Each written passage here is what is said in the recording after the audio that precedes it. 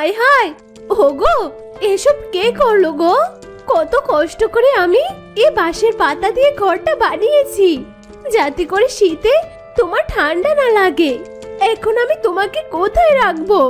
বউ, তুমি এভাবে কান্না করো না। আমাদের প্রতি হয়তো সৃষ্টিকর্তাও নারাজ, তাই তো আমরা কোথাও ঠাঁই পাচ্ছি না বউ। ওগো, আজকে আমাদের খোলা আকাশের নিচে রাতটা এখানেই কাটাতে হবে, কিন্তু এই জায়গাটা তো বড্ড নোংরা হয়ে আছে। দাঁড়াও, আমি একটু জায়গাটা পরিষ্কার করে নিচ্ছি। এই জায়গাটা হয়তো কোনোদিন পরিষ্কার করেনি কেউ। জায়গার মালিকটা বড্ড নোংরা গো। এইবারে শিউলির শালিনী জায়গাটি পরিষ্কার করে নেয়, আর তখনই সেখানে একটি বৃদ্ধা চলে আসে আর বলে, তুই আমার এই জায়গাটা এত সুন্দর করে পরিষ্কার করে দিলি মা। তোর কাজকর্ম যেমন পরিষ্কার, তোর মনটাও তেমনি পরিষ্কার রে মা। তোর কাজ দেখে আমি ভীষণ খুশি হয়েছি। কিন্তু বুড়িমা, এই জঙ্গলের মধ্যে তুমি কি করছো? আর তোমার জায়গা মানে তুমি তাহলে এখানে কেন থাকো না? তোমার ঘর কোথায় বুড়িমা? আমি এখানেই থাকি রে মা, আমার কোনো ঘরের প্রয়োজন হয় না।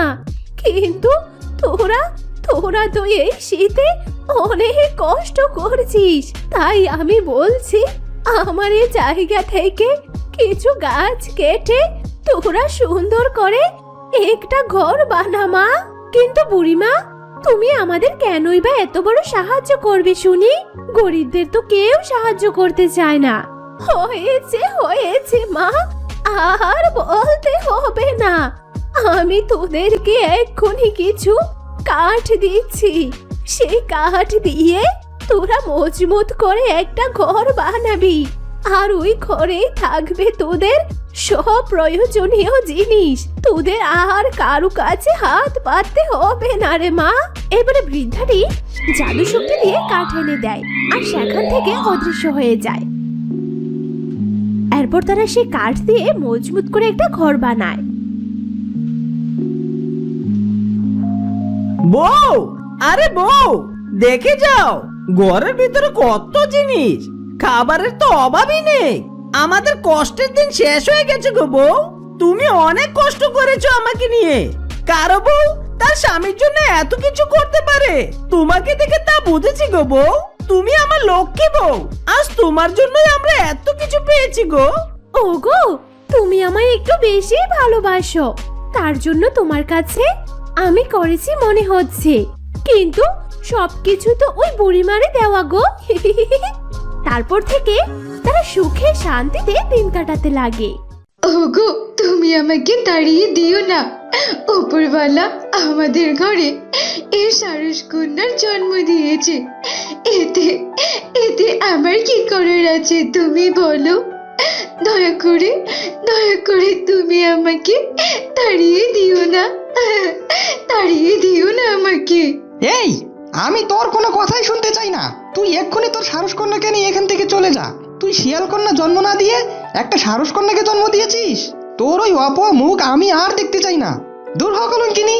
ওগো, তুমি একটু বোঝার চেষ্টা করো। আমি আমি এখন কোথায় যাব? এই মেয়েকে নিয়ে আমি কি করব?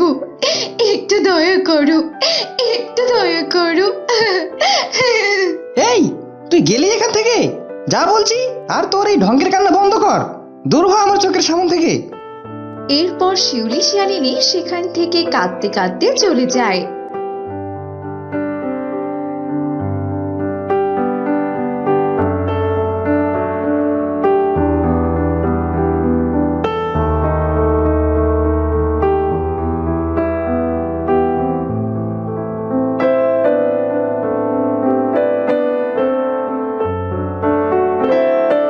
বাঘিনী দিদি, ও বাঘিনী দিদি, আমার স্বামী এই সারস সন্তান জন্ম দেওয়ার কারণে আমাকে বাড়ি থেকে বের করে দিয়েছে।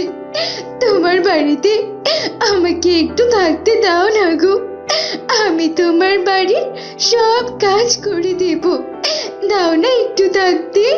আরে আরে, আমি তোকে আর তোর মেয়েকে জায়গা দিয়ে বিপদে পড়বো না কি বলতো? না না, আমি তোকে জায়গা দিতে পারবো না।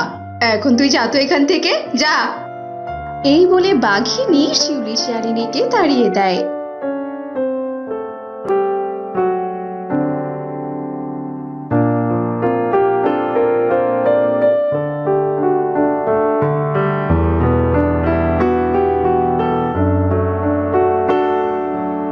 হায় হায় সৃষ্টিকর্তা, এখন আমি এই সারস মেয়েকে নিয়ে কোথায় যাব? মারে, আজ তোর জন্য আমি স্বামীর ঘর ছাড়া হলাম। এখন আমি কি করব রে? আমি তো কোনো কিছুই বুঝতে পারছি না।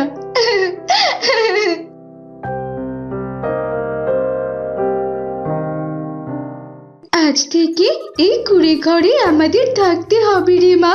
তুই এখানে খেলা কর, আর আমি দেখছি পাশে কোথাও কোনো খাবার পাই কিনা। মা, আমি ওই মাঠে যাচ্ছি, ওখানে দেখলাম অনেক ছেলে মেয়েরা বল দিয়ে কত সুন্দর খেলা করছে।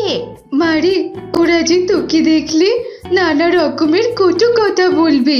আমি যে কিছুতেই তোর অপমান সহ্য করতে পারবো না সোনা, কিন্তু তোকে আমি বাধা দেব না রে মা। যা, তুই যা, আর হ্যাঁ, তাড়াতাড়ি বাড়িতে ফিরে আসিস, কেমন? আচ্ছা আচ্ছা, ঠিক আছে মা, তুমি আসার আগে আমি চলে আসবো।